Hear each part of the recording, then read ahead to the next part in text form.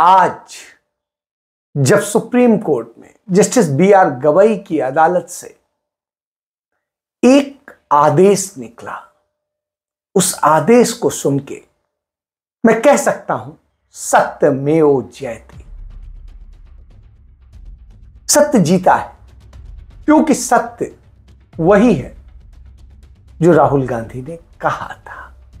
आज बड़ा खुशी का दिन हमको लगा कि डेमोक्रेसी की जीत हो गई, संविधान की जीत हो गई।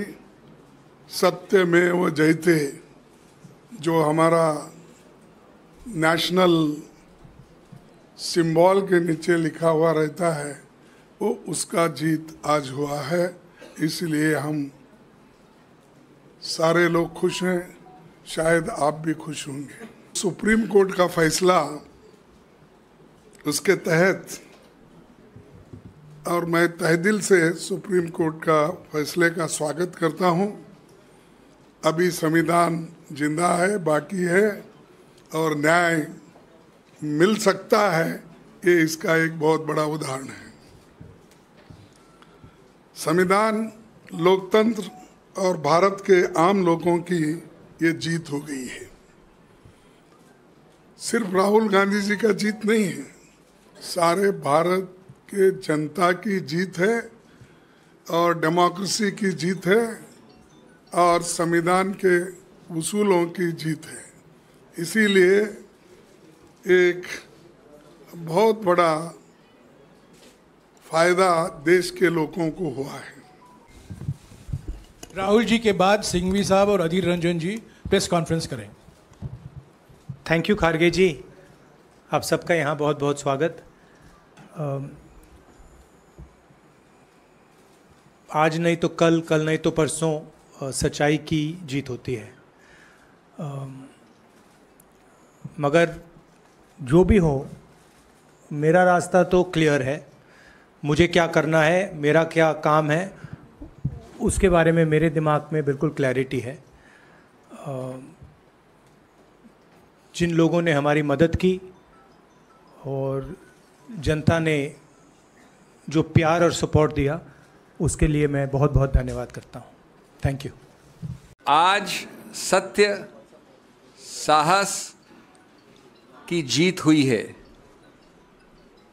ये केवल राहुल गांधी जी की जीत नहीं है, लोकतंत्र की जीत है, संविधान की जीत है और आम जनमानस की जीत है। हम आशा करते हैं अब कि भाजपा अपने एक विशेष विभाग जो है, जो कई खेल खेलता है, चालबाजी के और अन्य खेल, उस विभाग पे ताला लगाएगी।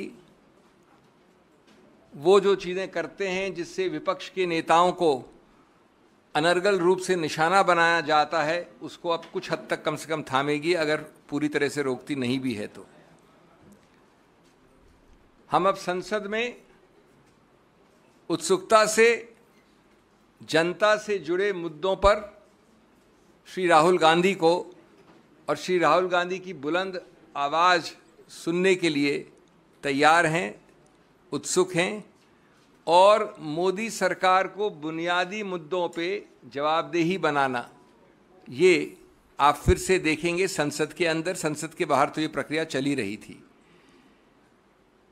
तो जैसा कि लोग कह रहे हैं, फिर से चलेगी सवालों की आंधी जब संसद में लौटेंगे राहुल गांधी। कि कितना अजीबोगरीब ये संदर्भ था, जिसमें एक 100 वर्ष से ज़्यादा, 125 वर्ष से ज़्यादा पुरानी राजनीतिक पार्टी के पूर्व अध्यक्ष को दुनिया के सबसे बड़े गणतंत्र से एक प्रकार से इफेक्टिवली, जब तक कि वो कन्विक्शन एक्विटल न बने, निष्कासित कर दिया था राजनीतिक जीवन से, जहाँ तक संसद का राजनीतिक जीवन का सवाल है।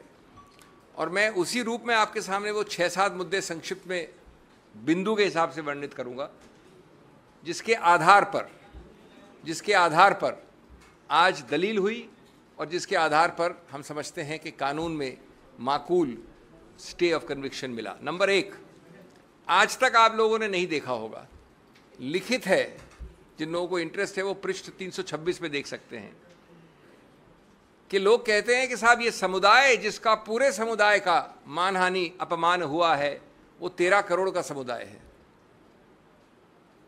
और उस 13 करोड़ में दूसरा वाक्य कहता है कि कम से कम 10 कास्ट और सब कास्ट हैं, उसकी सूची दे रखी है, और तीसरा वाक्य कहता है कि ये सब कास्ट और सब कास्ट समान नहीं है। लेकिन चौथे वाक्य में कहते हैं कि जब माननीय राहुल गांधी ने ये वाक्य बोला तो ये पूरा 13 करोड़ का समुदाय, उसका कोई भी व्यक्ति उठकर ऐसी याचिका डाल सकता है। ये पहला, और ये उस कानून, उस सिद्धांत के विरुद्ध है दोस्तों, जिसमें लिखा गया है बार बार, एक केस का नाम है सुब्रमण्यम स्वामी, दूसरे केस का नाम है नरसिम्हन, कि आप ऐसी मानहानि की याचिका सिर्फ एक identified, frozen, limited, circumscribed class, एक ऐसा वर्ग जिसको आप परिभाषित कर सकें, उसके विरुद्ध वही वर्ग उठ सकता है। दैट इज, हमने पहला मुद्दा उठाया। दूसरा मुद्दा, माननीय उच्च न्यायालय ने एक बड़ा अजीबोगरीब वाक्य दिया है, पूरा एक पैराग्राफ इसके ऊपर लिखा है, जो ये दोनों चीज़ें आज तक नहीं हुई, 13 करोड़ वाली भी और जो अब मैं बोलने जा रहा हूँ। कहा है कि भाई ये मॉरल टर्पिट्यूड भी है, अत्यंत गंभीर है, अत्यंत भर्त्सना योग्य ऑफेंस है। तो मैंने विनम्रता से कहा उच्चतम न्यायालय को कि माननीय न्यायाधीश साहब, आज तक हमने ये नहीं सुना कि जिस ऑफेंस का सबसे ज़्यादा मैक्सिमम पनिशमेंट 2 वर्ष हो, उसको मॉरल टर्पिट्यूड भी कह दो और गंभीर भी कह दो और भर्त्सना योग भी कह दो। फिर हमने बताया कि इस पूरे आईपीसी में, जिसमें कि सैकड़ों ऑफेंसेस हैं, उनमें 22 ऐसे प्रावधान हैं जिसमें सिर्फ 22 जिसमें सिंपल इम्प्रिजनमेंट है। उन 22 में से एक है ये प्रावधान मानहानि वाला। तो विधायिका ने तो कभी समझा नहीं इसको इतना गंभीर। आप जो याचक हैं, कंप्लेनेंट हैं, उन्होंने बहुत ज़्यादा गंभीर बोल दिया, और उसके ऊपर उच्च न्यायालय ने लिख दिया। तीसरा, ये बेलेबल है। बेलेबल का मतलब ये नहीं होता कि बेल मिल जाए, बेल मतलब होता है कि बिना कोर्ट जाए आपको पुलिस बेल दे सकती है। ये सिर्फ कम जघन्य अपराधों के लिए ऐसा प्रावधान होता है। नंबर 4, नॉन कॉग्निजेबल है। जैसा आप जानते हैं कि थोड़ा भी ज़्यादा अगर गंभीर या जघन्य अपराध है तो पुलिस अफसर बिना वारंट के आपको गिरफ्तार कर सकता है। नॉन कॉग्निजेबल मतलब होता है वो अपराध जो कम जघन्य हैं, कम गंभीर हैं, उसमें आपको वारंट चाहिए, आप जाके किसी को पकड़ नहीं सकते। और उसके ऊपर कंपाउंडेबल 2 तरह के होते हैं। एक होता है कि अगर हमारा झगड़ा हुआ तो हमने प्राइवेटली कंपाउंड कर लिया, 2 निजी रूप से इंडिविजुअल ने, स्टेट नहीं आता उसमें कहीं। दूसरा होता है कि आपको स्टेट की अनुमति चाहिए, स्टेट वाले ज़्यादा जघन्य, ज़्यादा गंभीर अपराध होते हैं। तो ये अपराध कंपाउंडेबल है 2 निजी व्यक्ति विशेष के बीच में। तो हमने पूछा कि आज तक कभी नहीं हुआ कि आपने जघन्य भी बोल दिया, भर्त्सना योग भी बोल दिया और गंभीर भी बोल दिया, एक ऐसी चीज़ के बारे में जो बेलेबल है, नॉन कॉग्निजेबल है, कंपाउंडेबल है, 2 वर्ष का है, सिंपल इम्प्रिजनमेंट है। तीसरा, 13 करोड़ का समुदाय मानहानि कोई एक व्यक्ति कर सकता है। ये कानून उच्च न्यायालय ने बताया, आपको, हमको सिखाया है नया। कोई अमुक व्यक्ति, केरला से कश्मीर, असम से गुजरात, लेकिन साथ साथ ये पूछा आपने, हमारी चार्ट में 13 ऐसे केसेस हैं। ऐसा कैसे हुआ भैया कि सभी के सभी 13 केसेस उस 13 करोड़ के समुदाय में से जो 13 केसेस फाइल हुए, सभी भाजपा के कार्यकर्ताओं ने किए? ये अजीब सा समुदाय है जिसमें सिर्फ भाजपा के कार्यकर्ता ही जगते हैं कंप्लेनेंट के रूप में। ये हमारा तीसरा बिंदु था। चौथा बिंदु था कि आपने ये नहीं देखा कि अपने निर्णय में एक नया ऑफेंस डाल दिया है जो याचक ने भी नहीं कहा था। एक प्रावधान है 171G representation of peoples act में, उसमें यह है कि अगर 2 कैंडिडेट जो इलेक्शन लड़ रहे हैं वो एक दूसरे को किसी रूप से गंदे शब्दों का इस्तेमाल करते हैं तो ये लिख दिया है माननीय उच्च न्यायालय। लेकिन 171G तो न याचक का केस था न हमारा केस था, किसी ने रेज ही नहीं किया था। उसको पूरा ऑफेंस करके माननीय राहुल गांधी जी को दंडित भी कर दिया उस पैराग्राफ में। हमने ये सब बताया कि इससे मालूम होता है कि उच्च न्यायालय का निर्णय एक बिल्कुल गलत, विकृत इत्यादि निर्णय है और इसलिए इसको तुरंत स्टे करना चाहिए।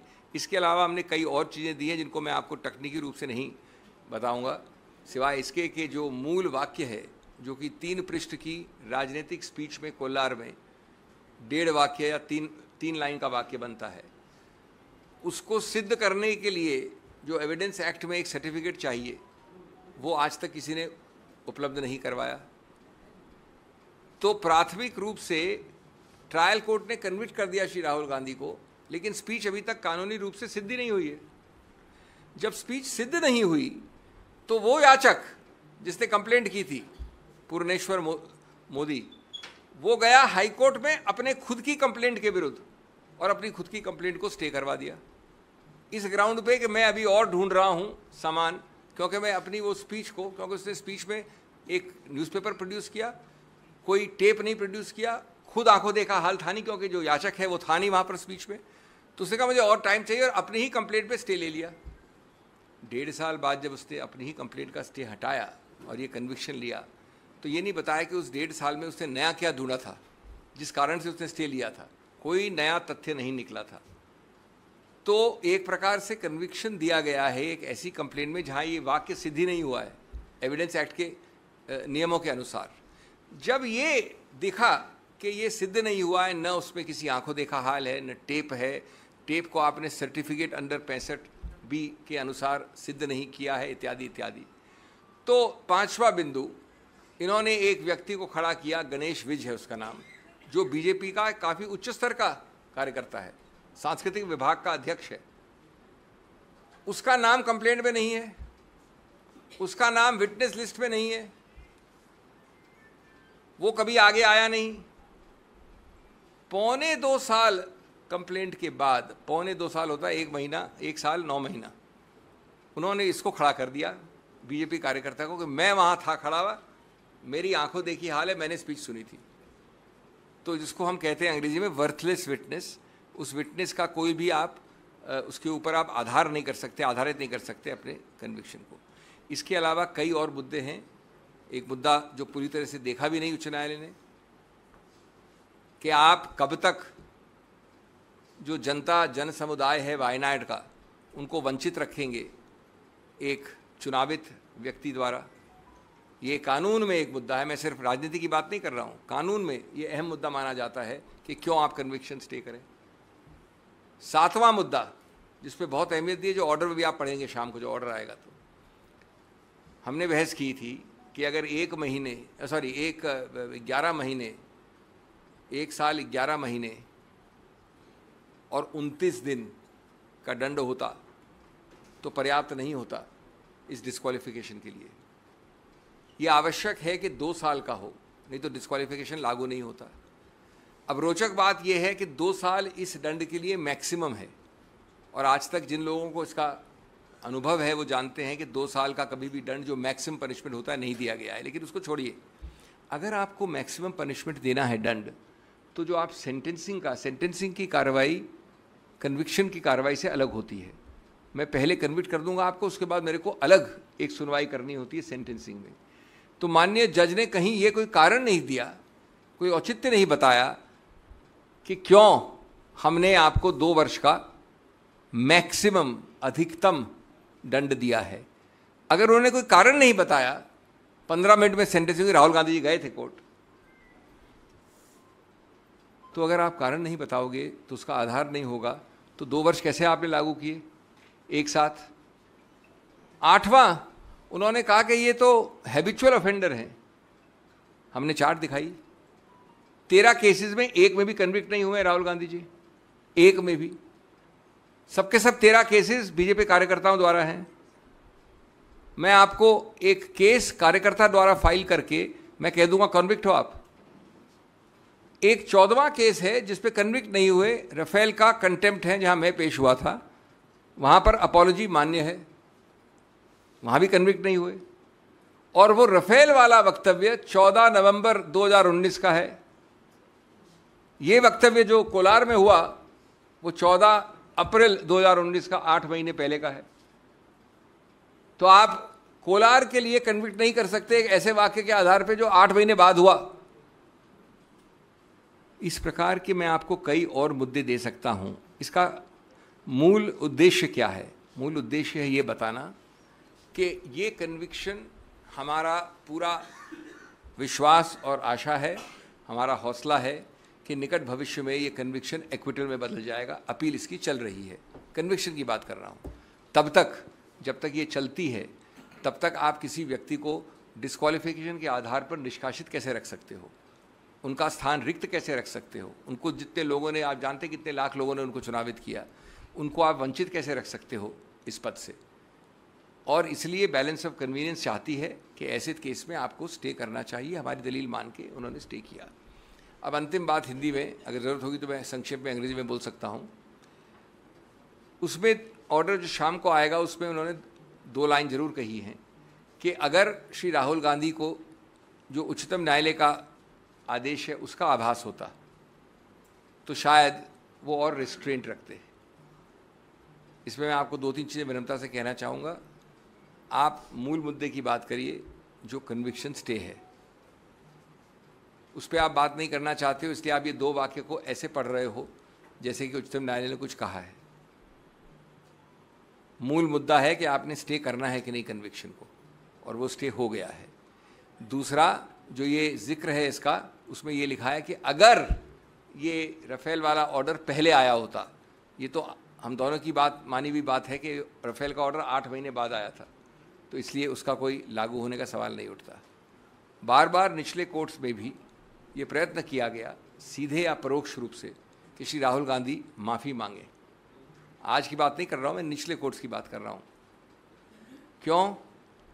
क्योंकि आपको उस पर राजनीतिक नंबर बनाने थे, आपको विकृत करना था, आपको पक्ष एक ऐसा रखना था कोर्ट के जनता के सामने जो गलत है। श्री राहुल गांधी ने बार बार कहा है कि वो सिद्धांत पे लड़े हैं। उनका बिल्कुल कोई रूप से ये इरादा नहीं था। इरादा वाला हमारा एक 8वां पॉइंट था कि जो प्रावधान है 499, उसमें इरादा चाहिए, बद इरादा चाहिए, गलत इंटेंट चाहिए। और इसमें एक बड़ा रोचक वाक्य है एविडेंस वाले का कि मुझे राहुल गांधी के बद इरादे के बारे में कोई ज्ञान नहीं है, कोई संज्ञान नहीं है, ये लिखा है उन्होंने, कंप्लेनेंट ने। तो हमने ये कहा कि जब ये है सिचुएशन तो आपको किसी रूप से ये कन्विक्शन स्टैंड नहीं होना चाहिए। हमारी दलील मानी गई, पूरी तरह से बहस दूसरी तरफ से भी हुई थी, इसलिए ये बहुत ही संतुलित ऑर्डर है। जैसा मैंने कहा, ये विजय है लोकतंत्र गणतंत्र की, लोगों की, सिद्धांतों की, संविधान की और कानून की। बहुत बहुत धन्यवाद। सदन में राहुल गांधी जी की आने में पाबंदी, सदन में आने की अधिकार जब से छीन लिए गए थे, तब सही महीनों में हम लोग बड़े दुखी थे।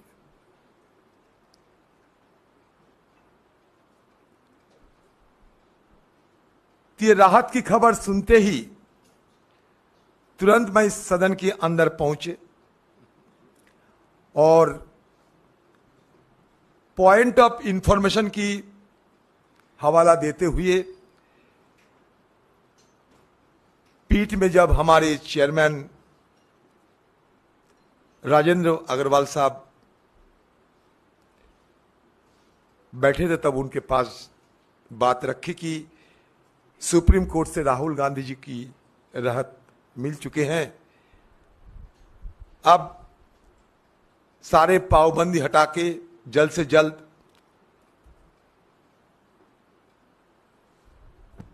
उनके सदन के अंदर वापसी के लिए कार्रवाई शुरू करना चाहिए।